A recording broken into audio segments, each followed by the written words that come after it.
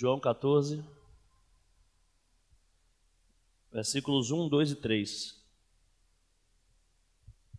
Diz assim a palavra do Senhor. Não se turbe o vosso coração.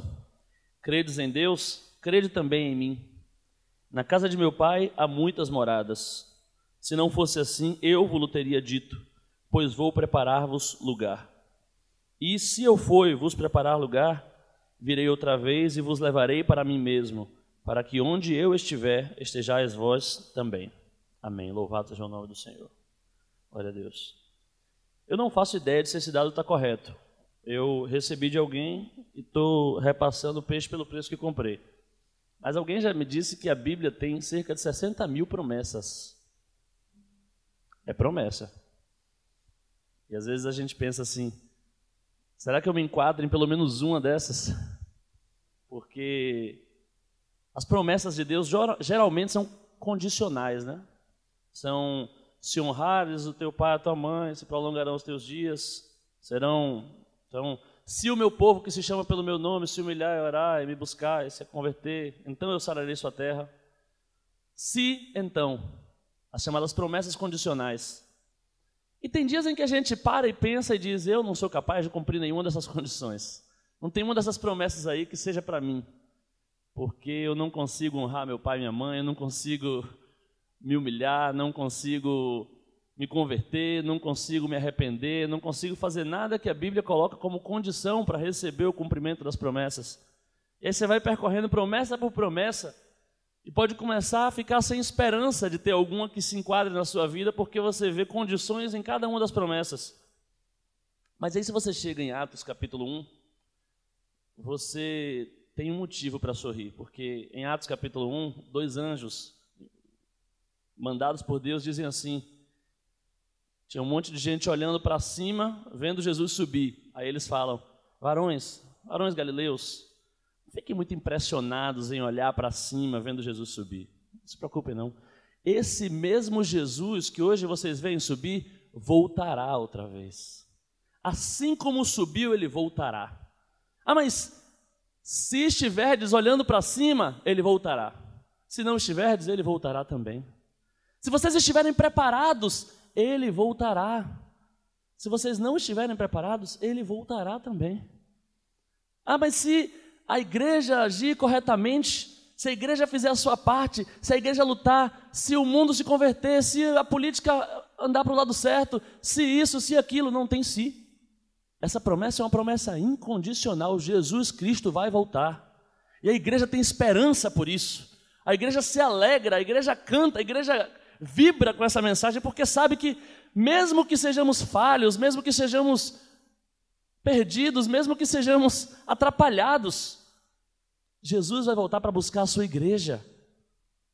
E ele não vai voltar só porque ele falou que voltaria, não. Isso já seria motivo suficiente para ele voltar.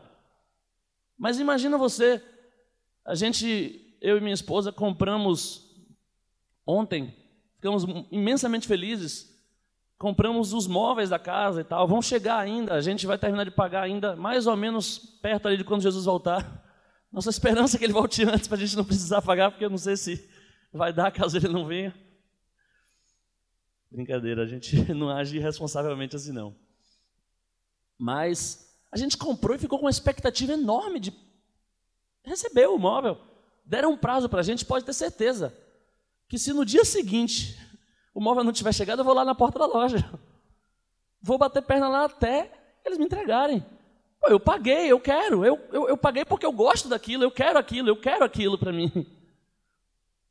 Imagina se Jesus, que pagou até a última gota do sangue dele por essa igreja, ele morreu para nos comprar com seu sangue. Você acha que ele vai deixar a gente aqui? Você acha que ele vai abandonar essa igreja que ele comprou? Você acha que ele vai abrir mão de um bem tão valioso que ele está contando com isso para a casa dele? Ele está contando com isso. Ele pagou por isso. Claro que ele vem buscar. Então essa esperança de que Jesus vai voltar para buscar a sua igreja sempre foi algo que incendiou meu coração. Eu tinha 4, 5 anos quando cantava um hino que dizia Jesus em breve do céu virá, ele afirmou não tardará, o refrão é vai me levar, vai me levar, vai me levar, vai me levar. A letra era só isso, eu tinha 5 anos. Só que esse hino foi gravado por Elvis, em inglês. E aí um cantor de música brega aqui no Brasil, da década de 90, resolveu fazer uma letra que não tinha nada a ver com a igreja. Aí o pastor da igreja que eu congregava na época tomou uma decisão e disse, esse hino não vai mais ser cantado na igreja. Eu saí chorando, desesperado, corri para o lado de fora da igreja, sentei num banco e disse que nunca mais pisava o pé naquela igreja. Porque não ia mais cantar a música que eu gostava. Pisei, né? Continuei indo. As resoluções que a gente toma com 5 anos não são tão firmes assim. Mas isso movia meu coração e move até hoje.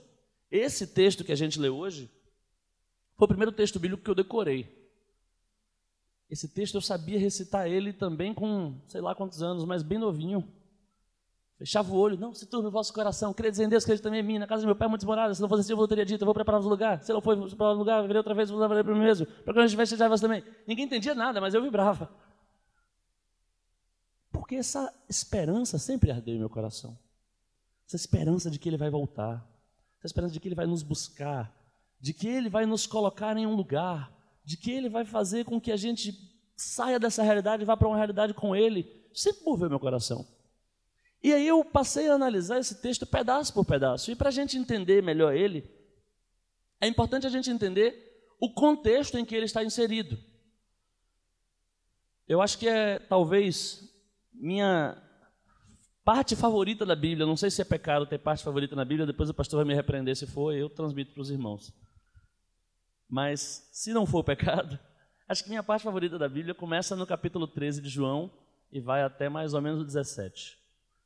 Esse momento, que muita gente considera como sendo o grande finale da obra de Cristo, no meio da sua igreja, no meio dos seus discípulos, esse momento é um momento que merece muita análise, assim, muita análise criteriosa, porque não é um momento bom, se a gente for analisar do ponto de vista global.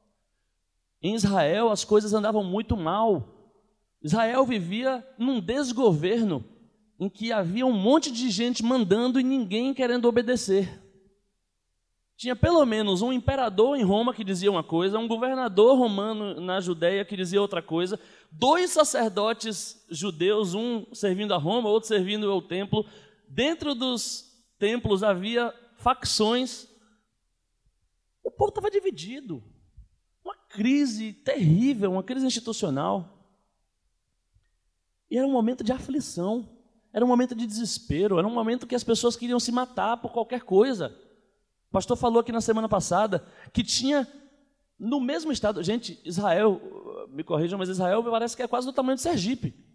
É um país pequeno. E num país pequeno desses, você tinha o partido dos zelotes, que era gente que matava romano. O partido dos publicanos, que era gente que achava que o certo era servir romano. Era uma divisão terrível, uma aflição terrível. Ah, mas no meio desse contexto surge Jesus. E a gente está falando de Jesus conversando com a sua igreja. Jesus sentado à mesa com os discípulos para aquele evento que ficou conhecido como a última ceia. É nesse contexto que a gente está. Mas no capítulo 13, a gente tem o pior momento da última ceia.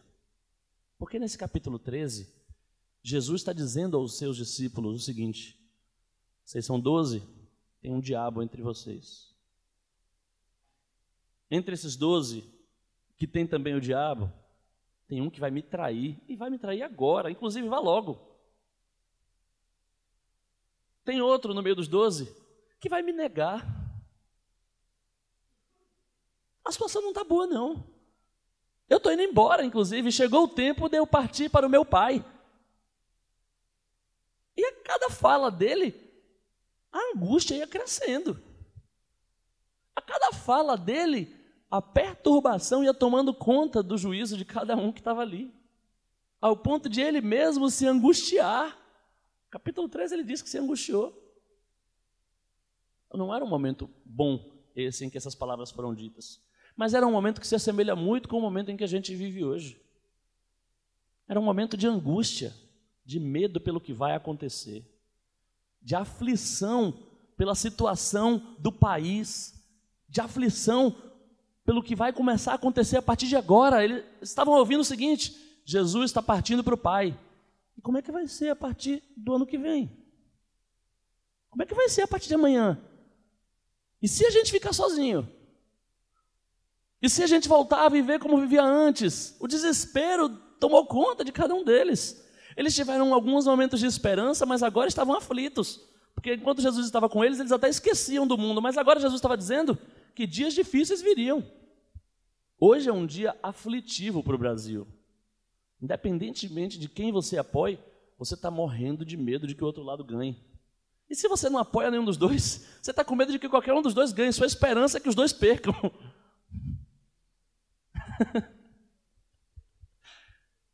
Não tem motivo maior para ficar aflito do que esse. Não tem motivo maior para ficar perturbado. E se você não está preocupado com o país, eu duvido que a sua situação seja diferente da dos que estão, porque a partir de ontem eu passei a ficar bem aflito com o vencimento da parcela dos móveis. E eu tenho certeza que você tem uma série de parcelas com as quais você está aflito. Ah, mas se a parcela não está vencendo porque você paga tudo em dia, com certeza você está aflito com o que os seus filhos andam fazendo na escola. Com certeza você anda aflito com o que sua mãe vai ouvir do médico na terça-feira, quando ela tiver consulta, para analisar os exames que ela fez. Porque a Bíblia diz que o homem nascido de mulher é de bem poucos dias e cheio de inquietações. Uma coisa que a gente tem pouco, dia. Uma coisa que a gente tem muito, inquietação. A gente tem pouco tempo e muita aflição. Aí Jesus senta. Ninguém conhecia o contexto melhor do que ele. Ninguém conhecia a realidade melhor do que ele. Ninguém conhecia a verdade, aliás, ele é a própria verdade. E conhecendo tudo o que havia a ser conhecido, ele olha nos olhos dos discípulos e começa a frase dele dizendo o seguinte: não se turbe o vosso coração. Não se preocupe. Não se turbe o vosso coração. Parecem palavras mágicas. Parecem palavras saídas da eternidade porque são. Ele olha para um povo aflito e diz: não se turbe o vosso coração. Não se aflija, não se perturbe, não se desespere, não tenha medo. Outra estatística que me passaram, eu também não consegui checar, mas eu confio porque já vi em diversas fontes. Dizem que na Bíblia Sagrada há 365 ou 366 vezes a expressão não tenha medo, não tema, não se aflija, não fique temeroso. Então não temas, está na Bíblia 365 vezes, isso é simbólico. Porque tem um não tema para cada dia do ano. Tem uma misericórdia renovada cada dia do ano. Cada manhã que você acorda, quando você botar o pé para fora da cama, você pode fechar os olhos e dizer: Senhor, estou com medo. Cadê o meu não temas de hoje? Senhor, eu estou com medo, renova a tua misericórdia sobre mim, Senhor, para que a minha miséria não me assuste, o teu amor me encante. E o perfeito amor, Senhor, como disse o apóstolo João, lança fora todo o medo. Todos os dias tem amor renovado para te tirar o medo. Todos os dias Jesus está olhando nos seus olhos e dizendo: não se turbe o vosso coração. Não se turbe o vosso coração. Essa palavra é forte. Não se turbe o vosso coração. Para alguém dizer isso, a gente começa a pensar em que tipo de pessoa é esse alguém. E é aquela coisa, né? A palavra certa, dita pela pessoa errada, pode fazer mais mal do que bem.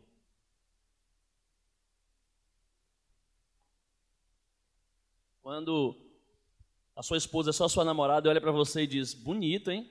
É alguma coisa que vai te deixar feliz. Mas se você é casado e ouvir isso, provavelmente você fez alguma coisa errada. Bonito, hein? Mesma expressão, só uma pessoa que mudou.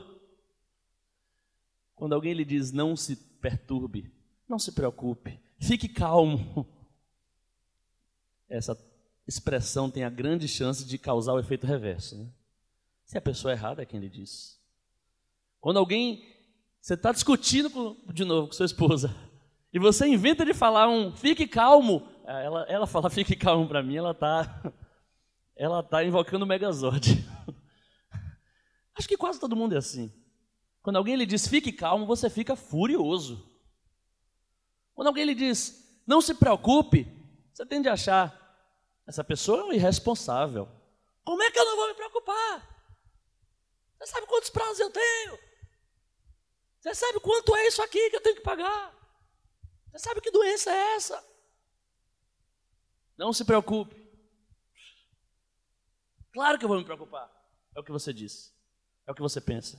É o que todo mundo sente na hora que você ouve um não se preocupe dito assim, irresponsavelmente. Você está ali discutindo com a pessoa, tentando mostrar a gravidade do seu problema, e aí vem de repente um não se preocupe, pelo amor de Deus. Você não sabe o que você está falando, por isso você está mandando eu não me preocupar. A gente está vivendo um momento de enfermidade na família. Uma pessoa muito próxima, a gente está passando um momento difícil. E é aquela doença completamente inesperada.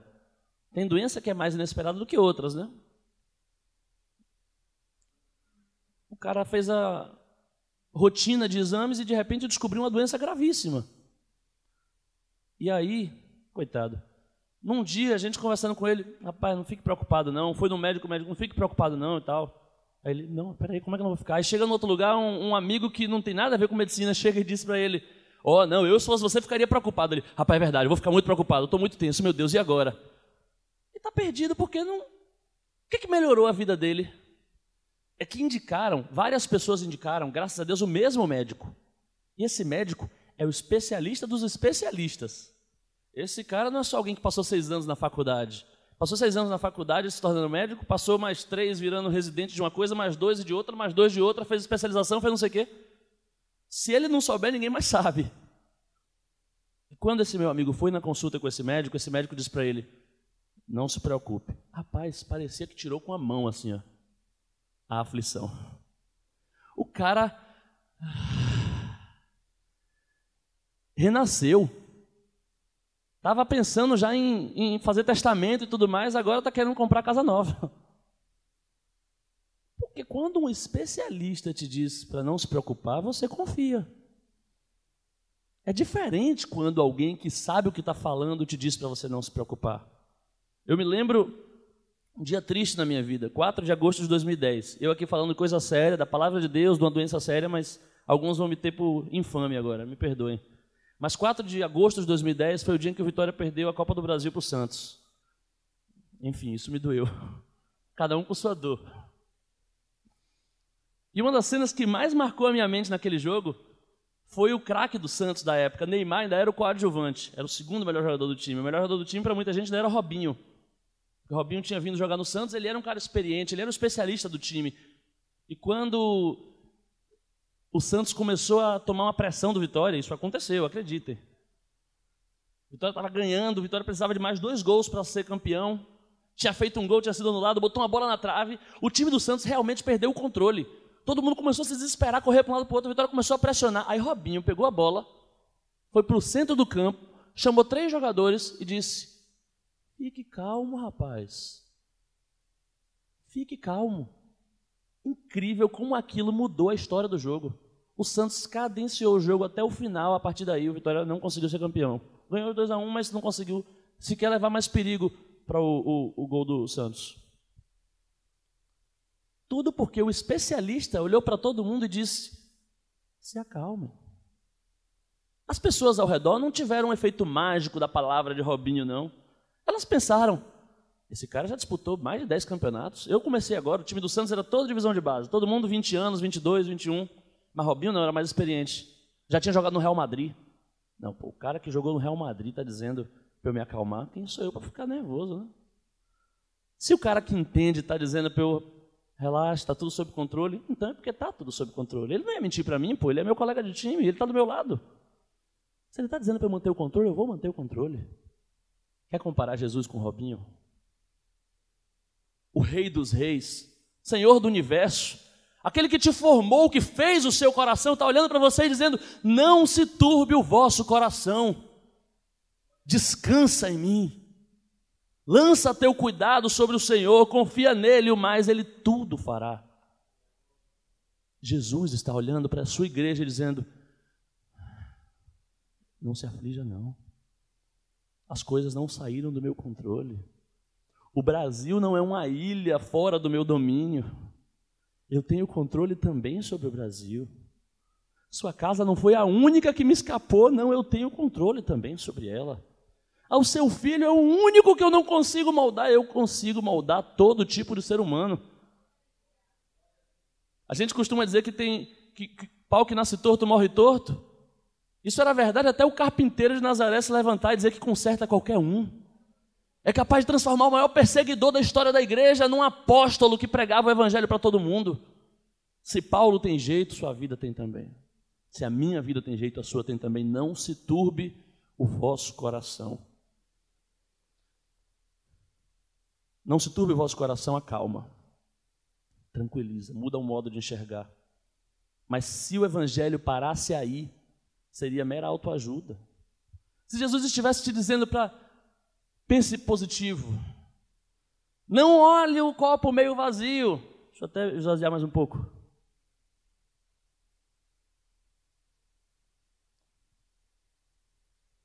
Se acalme. Com calma se resolve tudo. Tem coisa que a calma não resolve. Tem coisa que aliviar o coração não é suficiente. Tem dia que a gente consegue acalmar a nossa alma, mas tem dia que ela está turbulenta mesmo. E a gente precisa de mais do que uma palavra para que a gente se acalme. E Jesus sabe disso. Ele não precisava se explicar. O médico não precisa explicar para o paciente o que vai fazer. Advogado, então, por favor, assimilem essa informação. O advogado não precisa convencer o cliente da tese, precisa convencer o juiz. Então, se o advogado disser que é para fazer isso, deixa ele fazer. Advogando em causa própria agora. Jesus não precisava dizer para os discípulos por que eles não precisavam turbar o coração. Bastava dizer, não se turbe, e pronto. Só que Jesus sabe que discípulo é gente ruim. Discípulo é aqui, ó, eu e você. Gente ansioso. Não se preocupe. E você vai fazer o quê? E por que não vai preocupar? Você vai fazer como? Como é que resolve? Tem certeza? Está no seu controle mesmo? A gente quer saber mais informações. E aí ele vai dando os motivos pelos quais não é para se turbar. Não se turbe o vosso coração. Primeira coisa pela qual não se deve turbar o coração. Jesus estava falando para um povo que tinha uma história, tinha uma bagagem. Judeu não era menino. Judeu não estava conhecendo a palavra da verdade naquele momento através de Jesus. Jesus estava esclarecendo as coisas. Mas a gente está falando de um povo que já tinha pelo menos 4.000 anos de caminhada com Cristo. Com Cristo oculto nas Escrituras, com Cristo que seria revelado, mas com o projeto eterno de Deus Pai. Era um povo que conhecia Deus. Jesus estava dizendo, vocês creram em Deus durante todo esse tempo. Muita gente compara o capítulo 14 do livro de João ao capítulo 1 do livro de Deuteronômio, especialmente os versículos 19 a 33. Porque Deuteronômio 1, 19 a 33, Moisés reúne o povo para conversar, para dizer, Deus andou com vocês até aqui, e agora nós vamos possuir a terra prometida, virá uma nova fase pela frente, novos desafios, novos inimigos, novas preocupações, mas Deus fará aquilo que Ele sempre tem feito. Continuem crendo, porque até aqui vem dando certo. Até aqui vem dando certo. Então continuem crendo. É isso que Jesus começa dizendo. Primeiro motivo pelo qual você não pode se afligir, pelo qual seu coração não tem direito de estar perturbado. O primeiro motivo que Ele dá é o seguinte: até aqui nos ajudou o Senhor. Vocês têm crido em Deus dia após dia e Deus tem sido o seu sustento. Se Ele até agora não falhou, por que de repente em 2018 Ele ia começar a falhar? Por que até agora Ele venceu todos os seus inimigos e o próximo, não, esse não dá. Quer comparar o desemprego com o pecado era mais forte. Quer comparar o câncer com a morte Ele já venceu, por que Ele não pode vencer um câncer? Quer comparar a corrupção no Brasil à incredulidade de Israel? Israel como um símbolo de todos nós. Se ele venceu a incredulidade, ele vence a corrupção. Não há inimigo que se coloque em patamar de igualdade com Deus. Ele diz, antes ainda que houvesse dia eu era, operando eu, quem me impedirá? Jó resolve debater com ele e dizer, não, Deus nesse sentido, Jó, olha o que Jó fala, eu gostaria de ter um lugar no tribunal de Deus para me justificar. Deus olha para ele e diz, não vá não, irmãozinho, Você não vai se dar bem nisso, não. Vamos começar aqui a conversa. Quando eu chamava as estrelas uma a uma e nenhuma delas faltava, onde estavas tu? Como é que você ensinou o jumento montês qual é o caminho que ele deve percorrer para achar comida e voltar para casa? Quem dentre vós é capaz de prover sustento a todas as alimárias do campo? Aí Jó percebe logo, não, Deus, não quero discutir. Eu bem sei que tudo podes, e nenhum dos teus intentos pode ser frustrado. Deus não tem inimigos. Deus não tem rivais. Comparar Deus às adversidades que se contrapõem a Ele é muito mais grave do que comparar o Vitória com o Real Madrid. O Vitória é muito melhor. Verdade. Tenho que discutir quanto a isso. Vocês creram em Deus até aqui e nenhum dos adversários foi páreo para Ele. Aí Jesus diz, então por isso continuem crendo. Credes em Deus? Crede também em mim. Ele continua, isso não é o único motivo para que você tenha esperança, para que o seu coração não se aflija. Ele diz assim, na casa de meu pai há muitas moradas. Se não fosse assim, eu vos teria dito. Ele diz, eu estou pregando para vocês um evangelho que é muito maior do que os problemas de vocês. Eu estou falando de uma verdade que vai além da matéria, eu estou falando de uma verdade eterna. O que é um lapso de 80 anos comparado com a eternidade? Não é nada. Isso aqui é muito pouco. Conta-se que na época da cortina de ferro, isso não é nada de política, tá? É um fato histórico, é para ninguém dizer que eu estou falando mal de determinado tipo de governo. Mas na época da cortina de ferro, isso não é segredo para ninguém, havia uma proibição da pregação do evangelho. Então as pessoas tinham muita dificuldade e você vê como o pastor falou, tudo coopera para o bem daqueles que amam a Deus. Eu acho que em nenhum momento da história se desenvolveu exemplos tão didáticos para explicar o evangelho quanto naquela época. E um dos exemplos mais interessantes que eu ouvi foi o seguinte, o evangelho é mais ou menos como alguém que consegue entrar na barriga de uma grávida e conversar com o bebê.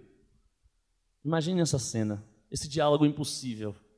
A gente tem algumas grávidas aqui na igreja. Imagina que alguém conseguisse, algum de nós, conseguisse tomar a forma de um feto para entrar na barriga de uma grávida e conversar com o bebê. O que é que você diria para esse bebê? Eu venho de um lugar em que há ar e luz. O bebê ia dizer, isso não existe. Eu estou aqui já tem 8 meses, nunca vi ar, nunca vi luz. Isso aí é conversa para boi dormir. Isso é conversa para bebê besta. Eu sou um bebê maduro, não vou acreditar nisso. E aí você dissesse para esse bebê, esse lugar de onde eu venho é imensamente espaçoso, você corre, você pula, você pega um avião e voa, bebê. Que loucura, meu Deus. O mundo é isso aqui, ó. Parede, uterina, acabou. Esse lugar, as pessoas vivem, tem gente que viveu 120 anos lá. Aí você está querendo me chamar de besta. Eu sei que a vida é 9 meses, inclusive já estão me mandando embora aqui. Em 8 meses eu já estou vendo que tem todo um movimento no corpo preparado para eu sair, eu já vi que vai acabar daqui a pouco. Imagina que você dissesse para esse bebê, se prepare para essa vida futura. Se prepare porque tem algo a mais do que o que você pode ver. O bebê tinha 2 opções. A óbvia, a mais lógica, eu vou além. A correta, aos nossos olhos.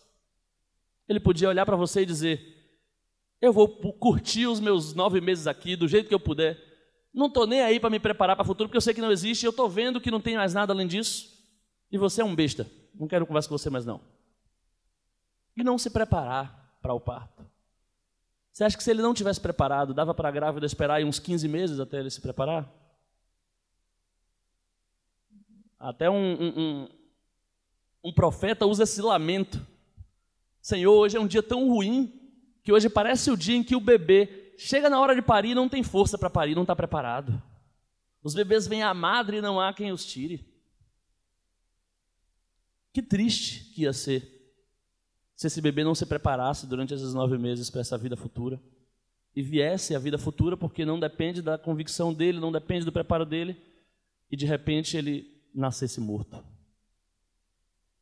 Mas que coisa maravilhosa que seria esse bebê olhar as evidências que aquela pessoa está trazendo daquele lugar novo. Olhar as provas que estão sendo dadas e crer se preparasse. Ele ia nascer para a vida, ele ia ter uma vida extremamente saudável, bem maior e muito incomparável com aquela vida que ele viveu nos 9 meses ali dentro. Você entende o que é Jesus? Jesus é alguém que saiu de outro lugar e conseguiu entrar nesse útero que é esse mundo, para nos mostrar que isso aqui é só um pedacinho. Ele estava dizendo: de onde eu venho tem muito mais. E é para lá que eu quero te levar. Na casa de meu pai há muitas moradas. Ele não está falando de casebre, não. A expressão no grego, moiné, é mansões. Mansões, na casa de meu pai há muitas mansões. Se não fosse assim, eu teria dito para vocês, eu falei coisas piores. Eu revelei o estado de miséria que vocês vivem. Eu contei a verdade o tempo inteiro. Eu disse: você é um pecador.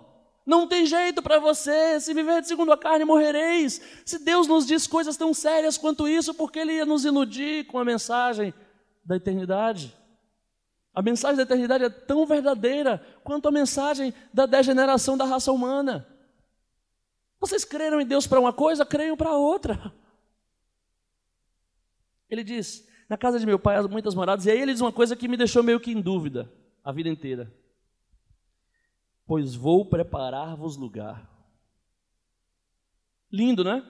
Cresci com a imagem de Jesus, com um chapeuzinho de engenheiro no céu, medindo com a trena, dizendo: não, aumenta aqui essa varanda, pô, isso é uma mansão.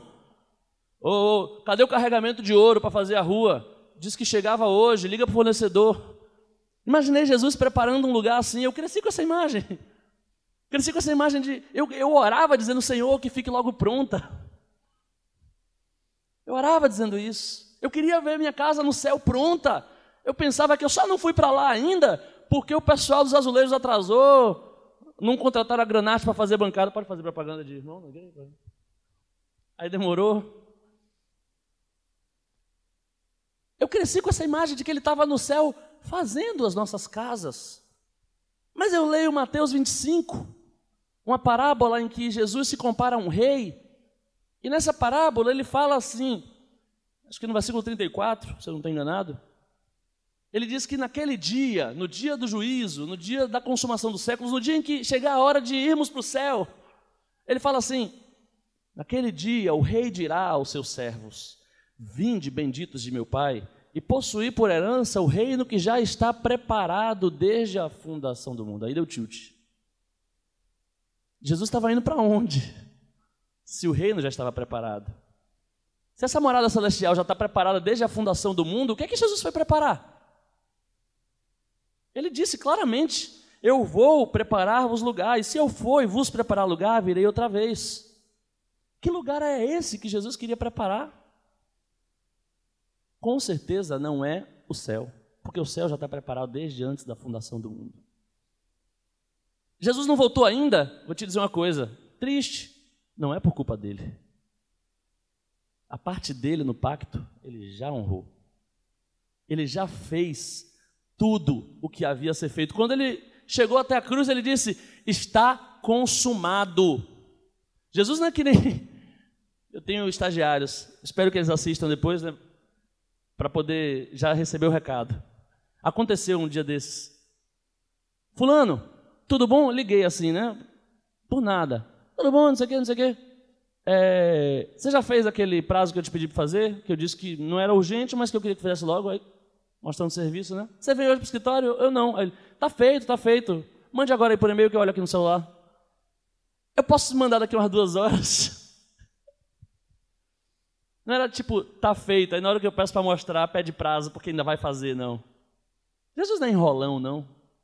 Não é do tipo que, tá preparado, mas peraí que eu vou ali preparar. Não, ele não estava falando do céu quando ele disse que ia preparar lugar.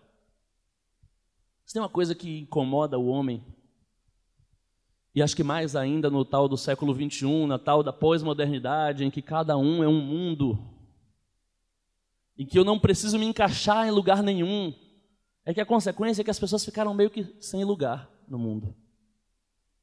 Acho que ano passado, não sei se já tem mais tempo, mas a última vez que eu vi, inclusive, o nome da novela da Globo que é voltada para adolescentes, tal, era O Seu Lugar no Mundo. Ai daquele que o lugar no mundo seja aquele ali. Coitado de quem tem aquele lugar ali como o lugar dele no mundo. Mas é uma coisa pela qual o mundo geme, a falta de um lugar. Se sentir pertencente a alguma coisa, se sentir envolvido, se sentir parte de algo, achar que você encontrou seu lugar, isso é tão difícil. Quanta gente vive com sentimento de deslocamento. Poxa, eu estou tão inadequado. Aliás, acho que a inadequação é o grande mal de qualquer coisa. Porque tem gente que você pensa que é ruim, mas na verdade só está agindo inadequadamente, só está usando um talento no lugar errado. Tem gente que você diz, rapaz, fulano é falsa que só. Não, ela não é falsa que só, ela é uma ótima atriz, mas ela veio trabalhar na contabilidade, não na teledramaturgia. Está só inadequada, está só no lugar errado. Fulano é um grosso. Não, fulano não é um grosso, ele só é um lutador de MMA que resolveu, na verdade, virar advogado. Tem gente que nasceu para alguma coisa, mas faz outra. E aí fica no lugar errado. E aí parece que está tudo errado, porque a pessoa, na verdade, está no lugar errado. Deus disse a Israel. Israel olhou para os céus e não viu bênção. Israel olhou para os céus e desesperadamente dizia, Senhor, o Senhor nos abandonou. E o Senhor dizia, porventura minha mão está encolhida? Não, a minha mão está estendida para abençoar. A questão é que você não está debaixo dela. Minha mão está estendida, mas não está esticada. Porque se eu tirar a minha mão daqui, quem está embaixo dela fica como? As pessoas hoje em dia vivem aflitas porque não sabem qual é o seu lugar. Porque não têm um lugar, não acharam um lugar. Porque não sabem para o que foram feitos os seus talentos. E aí desperdiça a vida achando que o seu talento existe para você ficar rico. Desperdiça a vida achando que sua beleza foi feita para você namorar o máximo que você puder. Desperdiça a vida achando que sua voz foi feita para você se exibir. Achando que sua inteligência foi feita para você humilhar quem tem mais limitação. Usando os seus talentos no lugar errado, porque não tem ainda um lugar para si. Porque não sabe ainda qual é o lugar para si. Quando Jesus disse, eu vou preparar-vos lugar, ele não estava profetizando sobre a obra de engenharia que ia ser feita no céu, porque essa obra já foi feita desde antes da fundação do mundo. Jesus estava profetizando sobre sua morte. Quando ele diz, eu vou preparar-vos lugar, ele estava dizendo, eu vou para a cruz preparar-vos um lugar. Eu vou para a cruz porque aprouve ao Pai reconciliar todas as pessoas em seu Filho. E o Pai vai fazer isso através do corpo do seu Filho. Olha que coisa interessante. Quando alguém chega para Jesus para perguntar como segui-lo, um escriba diz, Senhor, eu queria te seguir. Aí Jesus diz, se você quiser me seguir, você tem que largar tudo e vir atrás de mim. Larga o que está fazendo, larga pai, larga mãe, larga o funeral do pai, se estiver fazendo o funeral do pai. Vem para cá, vem me seguir. Vem andar onde o meu corpo está. Porque o corpo de Jesus era físico. Você só podia estar com ele se você estivesse atrás dele, do lado dele, onde ele estivesse. Era um corpo geográfico. Aí Paulo, o apóstolo, está escrevendo lá e diz uma coisa completamente diferente. Diz assim, se você foi chamado circuncidado, fique circuncidado. Continue exercendo o seu chamado aí. Se você foi chamado incircunciso, continue incircunciso. Foi chamado servo, continue servindo, sendo cristão agora. Foi chamado policial, vai continuar sendo policial, não tem que virar pastor não. Se Deus te chamar para ser pastor, aí sim que você vai ter que ser pastor. Mas se Deus te chamar para ser engenheiro, seja engenheiro. Se Deus te chamar para ser mendigo, seja mendigo. Se Deus te chamar para ser prisioneiro injustamente, seja prisioneiro injustamente. Se Deus te chamar para ser desempregado, seja um desempregado para a glória de Deus. Cada um fique naquilo em que foi chamado, naquilo em que estava quando foi chamado. Parece contraditória a mensagem. Parece que Jesus queria todo mundo perto dele, Paulo dizia que cada um fica onde está e exerce o ministério. Não, a diferença aqui é o tempo. Quando Jesus pregou isso, ele ainda não tinha morrido. O corpo dele era físico. Era puramente limitado às dimensões geográficas daquele ser humano chamado Jesus de Nazaré. Mas ele foi para a cruz com a promessa, eu vou preparar-vos lugar. E que lugar é esse? Paulo explica isso aos Efésios, capítulos 1 e 2 especificamente. Paulo nos explica o seguinte, porque o Pai, pela graça, nos fez assentar nos lugares celestiais que existem em Cristo Jesus, para que por meio da igreja, isto é, do seu corpo, a igreja é o corpo de Cristo. O lugar que ele foi preparar para nós não era a mansão celestial, essa já estava preparada. O lugar que ele foi preparar para nós era no corpo dele. Sabe o que ele foi preparar o lugar na cruz? Ele subiu, pegou o meu pecado e o seu e purgou o pecado no seu corpo. A cédula de acusação que havia contra nós foi cravada na cruz do Calvário. E naquele momento ele abriu o corpo porque um soldado transpassou ele com a lança, cumprindo a profecia de Jó, que dizia: quem me dera as minhas palavras fossem escritas na rocha com pena de ferro. Ali a pena de ferro do soldado romano escreveu na rocha as palavras que dizem: o meu Redentor vive, e por fim se levantará sobre a terra, e então o meu corpo será glorificado. Jesus foi preparar um lugar no corpo dele para mim e para você. O lugar que nos foi preparado é um lugar no corpo de Cristo. É um lugar nesse método pelo qual Deus tem realizado o seu eterno propósito de congregar todas as pessoas. O meu lugar, o seu lugar, já foi preparado por Jesus quando ele foi à cruz e criou para si um corpo. Jesus diz no seu evangelho a esse mesmo escriba que perguntou a ele como fazer para seguir a Cristo. O escriba queria saber como segui-lo. Jesus disse: entenda uma coisa, é necessário que você largue tudo e corra atrás de mim. Por uma razão simples, não é porque eu quero ninguém do meu lado, não. É preciso que você largue tudo para correr atrás de mim, porque as raposas, elas têm covis. As aves do céu, elas têm ninhos, mas o Filho do Homem ainda não tem um lugar em que ele possa reclinar a cabeça. Reclinar a cabeça. A palavra grega é klino. Essa palavra volta a aparecer nos evangelhos, volta a aparecer na cruz.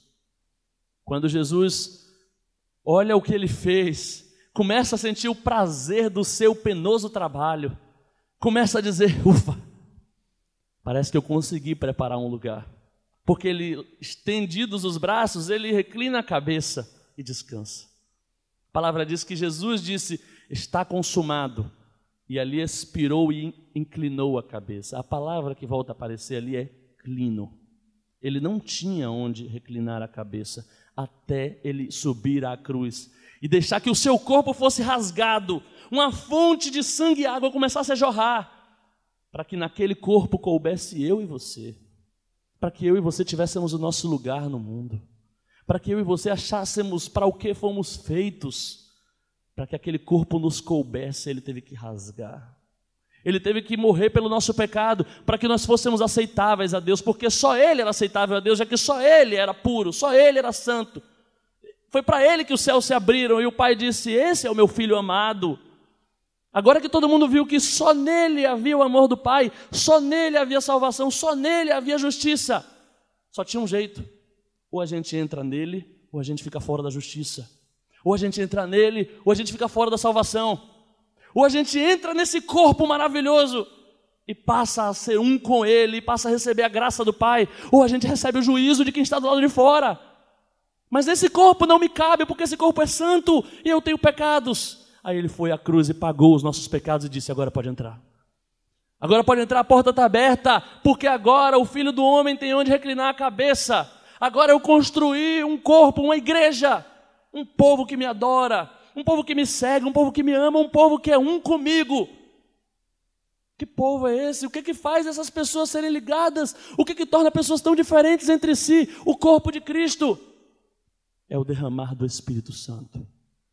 O que liga os membros não é a semelhança entre eles. Meu braço não se parece em nada com minha perna não se parece com meu rosto, nem meu rosto com meu pâncreas.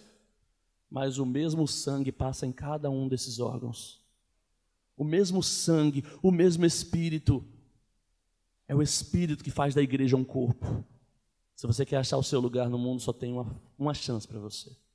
Deixa o Espírito de Deus ser derramado sobre a sua vida. Deixa o Espírito de Deus que testifica que Jesus é o Senhor. Deixa o Espírito que diz: vem. E a igreja diz: vem. Todo aquele que ouve, venha e beba de graça da água da vida. Esse é o chamado que está de Gênesis ao Apocalipse ecoando. E no Apocalipse 21, se não me engano, versículo 22, João tem alguma coisa que todo mundo aqui gostaria de ter, uma visão do céu. E ele vê o céu, a cidade santa, ele começa a descrever, e é maravilhoso porque ele se perde entre descrição e louvor. Ele está falando: a coisa é assim, aleluia, oh Deus poderoso. João era pentecostal. Ele começa a descrever a cidade santa, e ele diz uma coisa maravilhosa, ele diz assim: e nela eu não vi templo, Porque o templo é o próprio Deus, e o Todo-Poderoso, e o Cordeiro. E nela não havia necessidade de sol, porque o Cordeiro era a luz, iluminava toda a cidade. João está nos contando qual é o lugar que ele foi preparar. Não é a mansão em Rua de Ouro. Lá o ouro está na rua, para você saber que ouro é uma coisa tão sem importância que a gente pisa nele. O céu não é o céu porque tem mansão, porque tem Rua de Ouro. Não, o céu é o céu porque Jesus está ali. Porque Jesus ali nos fará um com Ele. A nossa mansão é viver no corpo de Cristo. Hoje a igreja é a expressão do corpo de Cristo que caminha por esse mundo sujo. É a expressão do corpo de Cristo não glorificado. A igreja é o corpo de Cristo que atua nesse mundo. E a igreja já faz proezas maravilhosas. A igreja já é uma bênção. A igreja já acolhe necessitados. A igreja já transforma vidas de viciados. A igreja já dá uma oportunidade a quem nunca sonhou em ter uma. Mas quando esse homem carnal for revestido do homem espiritual, quando formos glorificados, aí você vai ver o que é uma mansão celestial. Porque ali o Cordeiro é o templo, o Cordeiro é a luz, Ele é o Todo-Poderoso. Queria lhe convidar a ficar de pé. E queria lhe convidar a orar comigo. Não pedindo a Deus que lhe dê aquilo que você gostaria de ter, pedir a Deus que potencialize seus talentos. Não, hoje eu queria lhe convidar a pedir uma coisa: que Deus lhe coloque no seu lugar. Que Deus lhe posicione. Lhe posicione nele, lhe posicione em Cristo. Que Deus lhe ensine para que Ele te deu esses talentos. Que o Espírito Santo avive a esperança de um dia sermos um com Ele na glória. Que o Espírito Santo lhe faça lembrar que nada foge ao controle dEle. E que essa palavra entre no seu coração e você saia daqui com a mensagem: não se turbe o vosso coração. Não se turbe, porque Ele já preparou um lugar. O salmista diz: até o pardal e a andorinha encontraram morada nos teus altares, Senhor. Eu também encontrei, Senhor, os teus altares. Não tem duas aves mais diferentes nesse mundo do que pardal e andorinha. O pardal é uma ave que viaja ao mundo, chamada ave cosmopolita. Onde você for tem um pardal ali se aventurando. A andorinha não, a andorinha fica quietinha no canto, guardada no ninho, é mais na dela. E essas duas aves tão diferentes encontraram lugar nos altares do Senhor. Você pode ser um pardal aventureiro que não gosta de ouvir a mesma mensagem, que não gosta de fazer as mesmas coisas, que gosta de experimentar mais da vida, gosta de andar sozinho. Você pode ser uma andorinha mais gregária, mais acomodada, mais prezada por segurança. Não importa quem você é, tem um lugar para você no corpo de Cristo. Deus quer te mostrar esse lugar hoje. O Espírito Santo quer entrar na sua vida para te posicionar em Cristo. Porque no corpo de Cristo tem uma mão que cura, no corpo de Cristo tem pés que andam distâncias enormes, no corpo de Cristo tem lábios que proferem palavras de salvação. Tem um lugar para você no corpo de Cristo. Ele foi preparar lugar. Agora, Ele quer te colocar nesse lugar. Ele quer te inserir nele. Ele quer te reposicionar. Aquilo que está dando errado, aquilo que está deixando seu coração aflito, na verdade é porque você está inadequado. Você está fora do seu lugar. Deixe Cristo te colocar no seu lugar. Glória a Deus.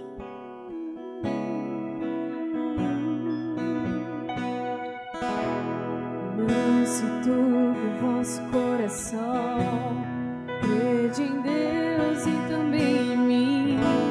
Na casa de meu Pai há muitas moradas. Se não fosse assim, eu não teria dito: vou preparar-vos um lugar. Eu virei e vos levarei para mim mesmo. Vos conheceis o caminho para onde eu vou. Eu sou o caminho, a verdade e a vida. Ninguém vem ao Pai a não ser por mim. Em verdade eu vos digo, porque eu vou para o Pai. Mas aquele que crer em mim, obras maiores fará.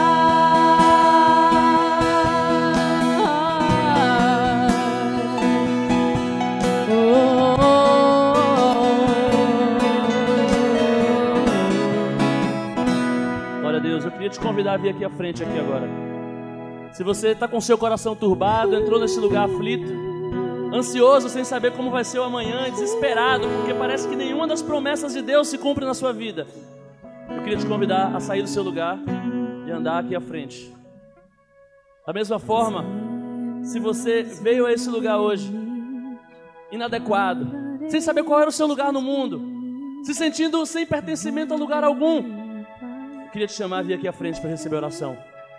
Eu queria te chamar para ser posicionado no corpo de Cristo, para rogar pelo Espírito Santo, o Consolador que vai te ensinar como se mover em Cristo Jesus. Glória a Deus. Mas Ele habita em vós e estará em vós para sempre. Aquele que tem os meus mandamentos e os guarda, esse é o que me ama. E se alguém me amar, será amado por meu Pai. Eu também o amarei e me manifestarei a Ele.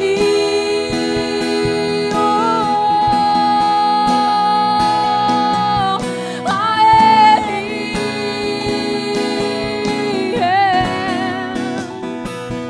Quero te amar. Deus. Quero te amar. Glória a Deus.